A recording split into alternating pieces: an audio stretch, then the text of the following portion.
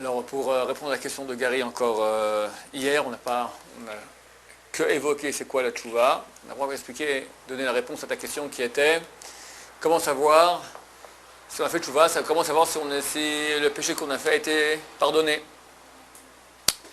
Normalement il est pardonné parce que Dieu a dit, il suffit de faire ce que j'ai dit, c'est-à-dire tchouva, c'est-à-dire première chose, reconnaître, vidouille, reconnaître haute voix. En parenthèse, je vais peut-être... bon, alors je ne vais pas trop mélanger. Il y a trois choses qui sont vidouille, harata, c'est-à-dire regretter, et kabbalah latid, prendre sur soi de ne plus jamais refaire cette chose-là. La parenthèse que je voulais dire quand même avant de dire ces trois choses, c'est que le vidouille, il faut savoir, c'est le mitzvah de la Torah. Ce n'est pas marqué dans la Torah le mitzvah de tchouva. Il n'y a pas de mitzvah de tchouva. Il y a des conseils de tchouva, le shavta. Dieu te conseille de faire tchouva. Il n'y a pas de mitzvah de harata, de regret. Il n'y a pas de mitzvah de prendre sur soi. Parce qu'un bon juif, il est censé vouloir faire le vrai. Ou baharta bachaim, tu choisiras la vie. J'ai mis dans toi la vie et la mort. Choisis la vie. Donc Dieu me dit choisir la vie. Je ne sais pas si c'est une mitzvah des 613 mitzvot, choisir la vie. C'est une loi générale. Comme choisir la vie, comme la tchouva, comme faire le bien. Il n'y a pas de mitzvah, tu feras le bien. Le bien c'est quoi? C'est Shabbat, Kasher, bien se comporter avec son prochain. Il y a le conseil général que Dieu me dit, fais tchouva, sois bien, et dans le détail, c'est les 613 lois. Donc il n'y a pas de mitzvah spécial de faire tchouva. Il y a tout simplement, tu es dans ce monde pour faire un job, ne rate pas. La mitzvah assez de la Torah, elle est vidouille. Ça c'est marqué, vidvadou et chatatam. Et ils feront le vidouille, donc j'aime pas ce mot, la confession, d'accord? Ils diront à haute voix le péché qu'ils ont fait, chatatam, les péchés qu'ils ont fait. Donc, c'est une mitzvah de la Torah.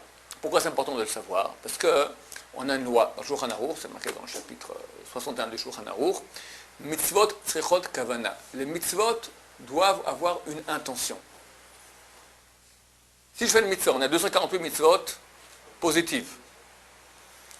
Si je fais la mitzvah parce que j'ai un besoin tout à fait indépendant de la mitzvah, du genre. Maintenant c'est Sukkot, moi je suis à la maison et j'ai chaud. Et j'ai dans mon jardin une pergola avec un toit qui correspond tout à fait au niveau de la loi à une soukha. Mais je vais dehors maintenant parce que j'aime bien être à l'ombre. Je ne pense pas à faire la mitzvah de soukha, je ne sais même pas si c'est Sukkot, d'accord? Peut-être même je sais, mais je sors maintenant parce que je vais être à l'ombre. J'arrive à Maba, on m'a dit, et Sukkot, mon vieux, tu as fait la mitzvah de soukha? Mais oui, là, regardez ma vidéo de ma vie. Là, justement, j'avais très chaud chez moi, je suis allé, j'ai dormi dans la soukha toute la nuit, la pergola. On dit non, Dieu, ça vaut absolument rien. Pourquoi? Mitzvot, tzrichot kavana. Les mitzvot ont besoin d'une intention. Il faut qu'on ait l'intention de faire une mitzvah. Quelqu'un vient le soir de Pessah, une mitzvah de manger la matzah le soir de Pessah. Et il a faim. Il y a des petits biscuits là. Ah bon, allez, il prend, il mange. D'accord? S'il ne pense pas faire la mitzvah de matzah de Pessah, il n'a rien fait, il a mangé. Quelqu'un, il va au concert le jour de Rosh Hashanah, et là, bon, on joue de la trompe, un concert gaulois, d'accord? Et quelqu'un fait tu, et il a écouté le chauffard. Alors, mitzvot tzrichot kavana, il n'est pas rendu quitte de la mitzvah. Il n'est pas rendu quitte de la mitzvah parce qu'il faut qu'il y ait l'intention de faire une mitzvah. Si maintenant quelqu'un va et il dit à Dieu, Dieu voilà, j'ai péché. Chatati, aviti, pashati. Mais il ne pense pas qu'il fait la mitzvah maintenant de faire le vidouille, il passe à côté. Alors il y en a qui disent que, écoute, c'est différent que le cas d'aller à l'ombre de la soukha ou de manger la matzah le soir de Pessah. Parce que personne ne va dire maintenant à Dieu, Chatat et Pachati, j'ai péché, il ne pense pas faire une mitzvah. Peut-être qu'il ne pense pas exactement, je fais une mitzvah à l'instant de la Torah, de Ivadou et Chatatam, il pense les mots qui sont marqués dans la Torah. Ça c'est le must, d'accord? Il pense peut-être pas tout ça, mais il pense faire une mitzvah. Il n'est pas à la plage maintenant. Il se met droit devant Dieu, et il dit, Chatati, j'ai péché, j'ai fait ci, etc. Mais là qui disent non, c'est insuffisant. Il faut quand même qu'ils pensent que c'est une mitzvah de la Torah. Donc c'est bien. Le jour spécial de la tchouva, c'est le jour de Yom Kippour. On fait là-bas plusieurs longs vidouïm. C'est bien, quand on fait le vidouï, de penser qu'on fait la mitzvah de la Torah de vidouï dvarim, qu'on appelle cela. Vidouï, confession de parole. non seulement le jour de Kippour, mais tous les soirs avant de dormir, on doit, avant d'aller dormir, de faire un vidouille. C'est bien qu'on va voir que quelqu'un qui, toute sa vie, fait les 400 coups, et fait tchouva le jour de sa mort, c'est valable. Mais c'est facile de se dire ça. Je vais faire maintenant toutes les bêtises, et juste avant la mort, je dirais, je regrette. Non seulement c'est facile, mais Chazal conseille. Ils te disent, amuse-toi toute ta vie, et fais tchouva le jour de ta mort. C'est bien, tu gagnes deux mondes, pourquoi pas? Moi, je toujours voulu savoir quel goût ça avait la côtelette de porc fumée, les langoustes, le Club Med. On va s'amuser un peu, voilà. Et on fera tchouva le jour de la mort. Et là, je gagne ici et là. On gagne tout ça. Mais, comme vous dites très bien vous-même, Chazal dit, vu que tu ne sais pas quand tu vas mourir, fais tchouva tous les jours de ta vie. Kol yamecha yu begadecha levanim, que tous tes jours, tes habits soient blancs. L'habit, c'est ton âme. D'accord? Tu remontes là-haut, un jour tu enlèves ton habit de chair et tu mets un habit de lumière. Donc, quand tu fais des péchés, on a parlé de cela hier, que chaque organe que nous avons, il y a un organe spirituel. Ça, c'est notre corps. Notre corps ce sont nos habits de lumière. Le premier homme, il avait un habit de lumière, or. Lorsqu'il a péché, Dieu a transformé son habit de or en or. Or, c'est peau. D'accord? C'est pas pour rien que ça se ressemble. Parce que c'est le nouvel habit que nous avons aujourd'hui. Voilà. Par rapport à la kavana, si on fait une prière sans kavana, ça veut dire qu'on n'a pas fait la mitzvah. Alors la mitzvah, ce qui maintenant Shulchan Aruch, que les mitzvot sechot kavana, les mitzvot ont besoin d'une intention, c'est uniquement ce qui concerne les mitzvot de la Torah. Et quand on fait une prière sur... Alors par exemple, Shema Israël, tu verras que chez tous les gens qui sont les pros, d'accord, dans les yeshivot, ici dans les synagogues du monde orthodoxe, un peu moins en France, ça dépend où, tu verras qu'on par exemple à Shachrit et à Arvit, il y a une mitzvah tassée de la Torah, positive de la Torah, de faire Kirat Shema, de dire Kirat Shema, Shema Israël, le soir et le matin. Alors on fait la bracha juste avant, Baruch Ata Hashem, Baruch Ata Hashem, Abuchal Amo Israël Be'ahava. Il y a un silence. Shema Israël, pourquoi ce silence? Les gens s'arrêtent, ils pensent maintenant sur la mitzvah de Oraita, de Kirat Shema de Shachrit. Shema Israël, et pas comme beaucoup de gens, Baruch Ata Hashem, Abuchal Amo Israël Be'ahava, Shema Israël, là, t'as pas le temps de penser, ça va pas. Donc, il y a des passages, Birkat Amazon, quand quelqu'un est rassasié, c'est de la Torah. Quand quelqu'un n'est pas rassasié, c'est seulement des Rabbanan. Kirat Shema, le matin et le soir, c'est de Oraita, de la Torah. La prière, bonne question. La prière, il y a une mitzvah de la Torah de prier tous les jours. Mais la prière telle qu'elle est instituée aujourd'hui, la Hamida, qu'on appelle le Shmona Esrei, en fait les 19 brachot, ça c'est institué par les prophètes. Vu que les gens ne savaient pas très bien comment prier, ils ne savent pas très bien, surtout au niveau kabbalistique, ils ne connaissent pas tous les grands secrets que peut faire la prière et les actions qu'on a dans le monde supérieur. Les prophètes nous ont mis au point une échelle extraordinaire qui nous permet de monter très rapidement et de faire des très très grands tikkunim, de très grandes actions dans les mondes supérieurs qui amènent beaucoup de lumière sur nous et sur le monde entier. Mais ça, c'est une mitzvah des Rabbanan. Rabbanan, c'est les rabbins, c'est qui? Les prophètes, même Moshe Rabbeinu, d'accord? Moshe Rabbeinu, il a institué quelques prières. Al Shabeach, c'est une prière qui est instituée par Moshe Rabbeinu. Mais on appelle cela des Rabbanan. Ce n'est pas marqué noir sur blanc dans la Torah. Ce qui est marqué dans la Torah, qu'il faut prier. Comment c'est marqué? Ulovdo bechol levavchem. La vôtre, c'est travailler. Vous allez travailler Dieu, servir Dieu de tout votre cœur. C'est quoi un travail du cœur? Des Chazal, le travail du cœur, c'est la prière. Parce que c'est dur. Prier, il y a une concentration, il ne faut pas que la pensée s'égare, etc. Donc il y a un travail à faire. Mais de la Torah, il suffit de dire une seule fois par jour, Dieu, aide-moi. Ou Dieu, t'es le plus grand Dieu du monde, béni sois-tu. Ah, du niveau de la Torah, j'ai fait déjà la mitzvah. Des Rabbanan, faire tout ce que nous avons, plutôt que des Imra, Ishtabar, etc., etc., etc. Donc c'est juste une petite parenthèse pour dire que les mitzvot de la Torah ont besoin d'une kavana, d'une intention. Si possible, une intention, je fais maintenant une mitzvah, c'est de la Torah, et pensez même l'endroit où c'est marqué. Sinon, pensez qu'on fait des mitzvahs. Et si on l'a prononcé sans kavana, ça veut dire qu'on a en plus prononcé le nom de Dieu en vain? Non. Non. Ah non. Oh. Tu peux lire, quand tu lis un... Si on fait Shema Israël, on l'a fait comme ça rapidement sans y penser. La seule fois qu'on transgresse l'interdiction de prononcer le nom de Dieu en vain, c'est où, si on fait une bracha, une bénédiction, Baruch Ata Hashem, et elle sert à rien. Ou si on dit le nom de Dieu pour rien, comme ça, Hashem, enfin le vrai nom, d'accord? Chaque fois qu'on dit une phrase qui a un sens, on peut dire le nom de Dieu de façon entière. On ne peut pas le répéter. Et il ne faut pas le dire en tant que chanson, il faut le dire en tant que prière. Il y a un grand problème, par exemple, il y a beaucoup de chanteurs, j'ai vu par exemple Shema Israël, Hashem Elokeinu, Hashem Echad, Echad. On ne peut pas chanter des choses comme ça. C'est interdit de dire des versets de la Torah en chanson. On peut le dire en tant que prière. On peut dire des versets en tant que prière, aucun problème. Mais tu as une belle chanson, une belle musique, tu mets dessus des mots, des paroles de Torah, c'est interdit. La Gemara, elle dit dans Ta'anit, regarde Dieu que tes enfants, ils m'ont pris comme un violon sur lequel on joue. La Torah dit, regarde ça, qu'elle porte, elle met un cilice c'est un sac de jute, d'accord, que les gens étaient en deuil, se mettaient comme ça, elle déchire ses habits, elle met un vêtement de silice, c'est-à-dire de jute, et elle pleure, regarde comme les enfants m'ont fait comme un... C'est la Torah de Dieu, qu'est-ce que tu prends maintenant? Tu as une belle musique, c'est un type qui est à peine, il porte une kippa ici dans le coin, il a fait une belle musique, il veut des mots, hop, il met... Alors si c'est dit dans une intention de prière, ça va, c'est tout à fait non seulement licite, mais conseillé, une prière en chant, c'est très beau, des fois la chanson, elle réveille l'âme. C'est marqué que les prophètes, lorsqu'ils voulaient rentrer en état de prophétie, alors ils amenaient des gens qui jouaient de la musique, ils se mettaient en état de prophétie. La musique, c'est une chose qui est très très haute. La Gaon de Vilna a dit, s'il n'y avait pas eu la Torah, j'aurais eu de la musique. C'est la chose la plus haute qu'il y a dans le monde après la Torah. Mais, quand tu veux chanter de musique et tu n'as pas de mots, tu mets à la place maintenant des mots de Torah, ça c'est un problème. Shema Israël, Hashem, le Hashem Echad. Autre problème. Hachem. Ouais. C'est aussi quand même des paroles de Torah. Est-ce que je peux dire dans les toilettes Shema Israël Hashem Elokeinu Hashem Echad? Hein? Tu vois que ça sent pas bon. Même chose pour la musique. Hein? Ouais, même chose. Change un mot. Bon, on s'est garé sur beaucoup de choses là. Donc on avait dit que pour faire une chouva normale, il faut ces trois choses-là. Gary me dit, oui, mais des fois il y a des factures. C'est vrai.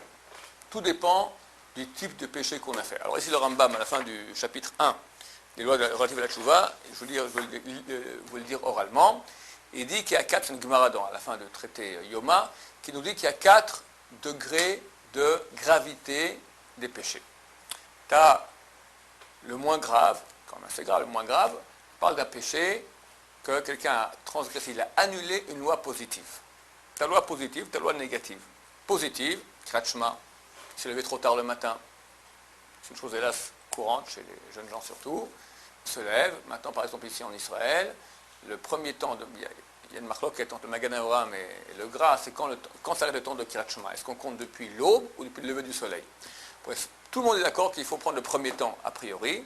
Les Sfaradim, c'est beaucoup plus important pour eux. Seulement a posteriori, on peut compter sur le deuxième temps, celui du Gras. Le premier temps, il est à 8h36 aujourd'hui. Maximum. Donc il faut avoir 8h36, être déjà levé, avoir fait Birkat Torah pour pouvoir dire Krachma. Ça c'est le premier. Maintenant, quelqu'un, c'est la grasse matinée, il se lève à 10h. Et le premier temps, il est mort, le deuxième, il est mort. Terminé. Il a transgressé, il a annulé une loi positive de la Torah. Et pas n'importe laquelle. C'est marqué que le temple n'aurait pas été détruit si l'Israël faisait Kirat Shema le matin et le soir. Pas n'importe quoi, d'accord? Sachez qu'on n'a pas tellement de grandes mitzvot de Horaïta, des mitzvot de Horaïta tous les jours. Il n'y en a pas énormément. Il y a Talit, Tfilin, Kirat Shema, Birkat Hamazon si on est rassasié, à peu près tout. Tzedaka et étude de Torah. Pardon? J'entends pas? Matzah le jour de Pessah. Je te parle maintenant tous les jours, les jours normaux au quotidien, d'accord? Tu n'en as pas beaucoup.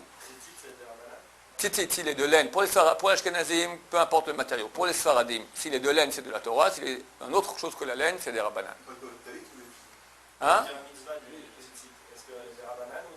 La mitzvah du tzitzit, lorsqu'elle est faite avec un habit, tzitzit c'est le fil qu'on met sur un habit. Si l'habit est fait de coton ou n'importe quel autre matériau à part la laine de mouton, c'est une mitzvah des Rabbanan. Si le talit katan, il est fait de laine de mouton, la mitzvah elle est de la Torah. Donc nous conseillons et nous demandons et nous allons dans ce sens de porter, bien qu'il fait chaud, on porte un talit katan de laine. Pour ne pas rater chaque seconde que tu portes, tu fais mitzvah de Horaïta. Mezouza, quelqu'un, il a une mezouza qui n'est pas valable, ou il y a une porte, il manque le mezouza. Chaque seconde, il transgresse, il annule le mitzvah assez de la Torah. Tfilin qui ne met pas comme il faut, ici, un peu de côté, là, comme ça, le yud qui est défait, des tas de choses. On a fait dernièrement des cours sur le tefillin, il faudrait les consulter. C'est très facile de ne pas faire la mitzvah de tefillin, très facile. D'accord? Très difficile de réussir à la faire. Même sans intention, il faut. Il n'a pas fait la mitzvah. Alors, évidemment, il y a une différence entre Dieu, nananer, je ne ferai pas kirachma aujourd'hui, je ne mettrai pas les tefillin, tu vois, je les vois et je ne les mets pas. Et entre, le pauvre, il a acheté les beaux tefillin, il a bien mis, etc. Puis il n'a pas fait attention qu'il fallait que le yud soit noué, il n'est pas noué, il a roulé ma main, on lui a dit, c'est une grande différence, un peu sur la shogeg, c'est involontaire, ou mésid, volontaire, il y a 3 niveaux. Involontaire, c'est bien parce que quand on fait le vidou, on commence toujours par les mots Ana Hashem, ô Dieu. Chatati, aviti, pashati. Chatati, j'ai péché. Aviti, j'ai péché. Pashati, j'ai péché. En français, c'est tout, j'ai péché. Mais ça veut dire quoi en hébreu? Il y a une nuance. Chatati, c'est involontaire. Je ne savais pas. Aviti, volontaire. Je sais que c'est interdit, mais trop dur. Me lever à 8h, avant 8h36, je pèse une tonne, je ne peux pas. Même à la yeshiva, hein? Alors, vous n'êtes pas trop concernés, vous. C'est les autres qui sont concernés. Et het, avon, pesha, pashati. Pashati, c'est quoi? C'est exprès. Non seulement il sait que c'est interdit, mais il a le choix. Il a 2 morceaux de viande maintenant, un cachère, un taref. Un cachère, un non cachère. Les 2 sont le même prix, les 2 sont le même goût, aucune différence. Il prend exprès le non cachère pour embêter. Il peut aller à la mer Shabbat, il peut aller à la mer vendredi.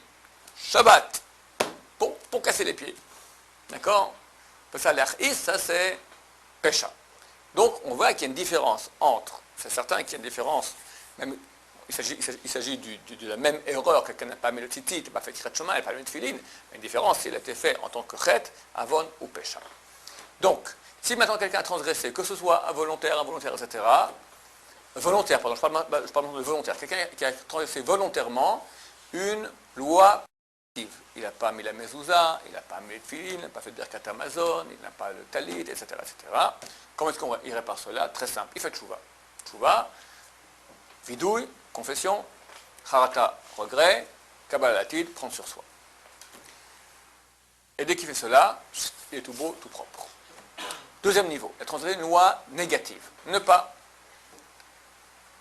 pas voler, ne pas manger non cachère, ne pas... Bon, 365 mitzvot de ce type-là. Là, il faut déjà 2 choses. Il faut tchouva. La tchouva, elle fait que suspendre. Pour que vraiment le péché soit effacé, il faut qu'il y ait Yom Kippour. C'est-à-dire quoi? Suspendre. Alors là, il y a 2 explications dans Hazal. Une qui dit, on t'enlève la moitié, la facture. Et l'autre moitié, elle attend jusqu'à Yom Kippour. Deuxième explication, tu es considéré déjà comme un tzaddik. Comme j'ai expliqué hier, quelqu'un qui a eu un hiro tchouva, qui a eu une pensée de tchouva, déjà il appelé tzaddik. Ça veut dire qu'il est déjà un type bien. On l'aime, etc. Mais il y a une facture. La facture, elle reste. Suspens, ça veut dire, tu as fait tchouva, tu passes de statut de mécréant, de rachat, à un statut de tzaddik. Mais la facture, elle reste encore complète. Il y a un Kippour, on enlève la facture. Troisième niveau, messieurs, si on transgresse une loi qui est sanctionnée par le karet. Qu'est-ce que le karet? Le karet, c'est une chose pour laquelle Maïmonide dit il n'y a pas de vengeance pire que celle-là, c'est retranchement. C'est que tu es coupé de ta source. L'âme est retranchée. Toi, tu sens rien. Cependant, tu deviens beaucoup moins sensible à Dieu, à la vérité. Karet signifie que tu es retranché. Ton âme est retranchée de la collectivité d'Israël.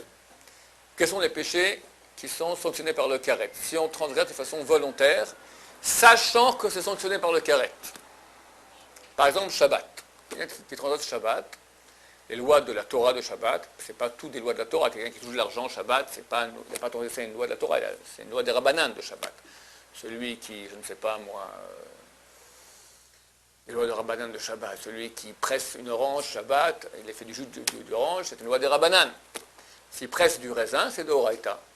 Il écrit, c'est d'Oraïta. La lumière, c'est d'Oraïta. Pour l'extérieur, dans un domaine public, c'est d'Oraïta. D'accord? C'est de la Torah, ça c'est déjà interdit de la Torah. Maintenant, dans quel cas c'est sanctionné par le karet? S'il sait qu'en faisant cela, il transgresse une loi qui est sanctionnée par le karet. S'il ne savait pas, il n'y a pas de karet. Ça revient au niveau inférieur qui est, il a transgressé une loi négative. Donc, ceux qui ne veulent pas savoir, mieux qu'ils se bougent les oreilles maintenant, mais je dois vous enseigner néanmoins quels sont les péchés qui sont sanctionnés par le karet, et dorénavant, quand vous les transgressez, sachant que personne ne transgressera cela, mais si ça lui arrive de façon volontaire, il saura qu'il transgresse un interdit qui est sanctionné par le karet. En parenthèse, que personne ne se bouche les oreilles, parce que c'est marqué Shikegat Talmud Olazadon. Celui qui il dit je préfère ne pas étudier pour ne pas savoir, comme ça je reste involontaire, alors on compte dans le fait qu'il est volontaire. T'as pas su, t'as étudié, mais t'as pas su parce que t'es pas encore arrivé au chapitre qui enseigne cela, ou t'as mal compris, ok, alors c'est involontaire, mais quelqu'un il dit je vais pas apprendre le droit de Shabbat comme ça, au moins si je transgresse c'est involontaire, dans le ciel ça vaut rien du tout, ça vaut absolument rien, c'est marqué très clairement. Shikegat Talmud, l'involontaire de ne pas avoir étudié, alors là, Zadon est considéré comme un Zadon, comme Mézid, c'est-à-dire comme volontaire. Alors, transgresser, encore un karet.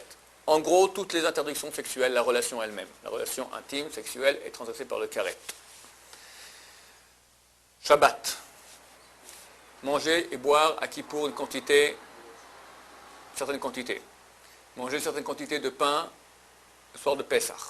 Pendant les 7 jours ou 8 jours de Pessah. Ça c'est d'un coup, si je fais Un peu non. Il faut que tu manges kazait. Je parle dans la même journée, un peu. Non, il faut que tu manges, et à Pessah, il faut que tu manges kazait. Kazait, c'est 28 millilitres. Pour le Maïmonide, c'est 19 millilitres. Ça fait 2 tiers d'une boîte d'éléments standard en 4 minutes. Il y en a qui disent même en 7 ou même 9 minutes. Ce qu'on fait à Yom Kippour. Yom Kippour, c'est une autre quantité, c'est qu'à Kotevet, c'est comme Kotevet, c'est une date. Alors, c'est environ 21 millilitres. Qu'est-ce qu'on fait? Ceux qui doivent manger à Yom Kippour pour des raisons de santé, alors pour pas qu'ils transgressent un interdit qui est grave, on leur fait manger toutes les 10 minutes, parce que le temps le plus... C'est un certain temps, mais la lara c'est 4 minutes. Il y en a qui disent 7, il y en a qui disent même jusqu'à 9. Pour être certain qu'on n'est vraiment pas dans le temps, on prend 10 minutes. Tous 10 minutes, ils mangent une petite quantité moindre. Et ainsi, comme cela, ils ne transgressent pas l'interdit qui est de la Torah. Le sang de l'animal, lorsqu'il est cuit, c'est interdit des rabbanan. Si quelqu'un mange maintenant de la viande qui n'a pas été trempée dans le sel, quand elle est cuite, c'est interdit des rabbanan. Quand elle n'est pas cuite, un steak tartare, c'est de la Torah, de Horaïta. Le sang qui sort de l'animal lorsqu'on l'égorge. D'abord, il y a un petit jet, puis après il y a un grand jet. Dans ce grand jet, c'est dans cette partie que l'âme de l'animal sort. Cette partie du sang-là est transgressée par le karet. Celui qui mange cela, je crois qu'il y a ça, on appelle ça le boudin, je crois, d'accord? Alors, c'est sanctionné par le karet. De même, le chelev, ce sont quelques graisses animales, surtout dans les parties arrière de l'animal. Il y en a aussi quelques-unes dans les parties avant, mais surtout dans les parties arrière. Les graisses qui recouvrent les reins, etc.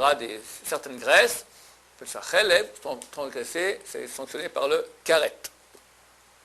Quelqu'un va manger un méchoui au Maroc, on lui donne maintenant une partie, une bonne graisse comme ça, ou bien un morceau de viande sur lequel il a dégouliné de cette bonne graisse, puis il transgresse un interdit de karet. Faire attention.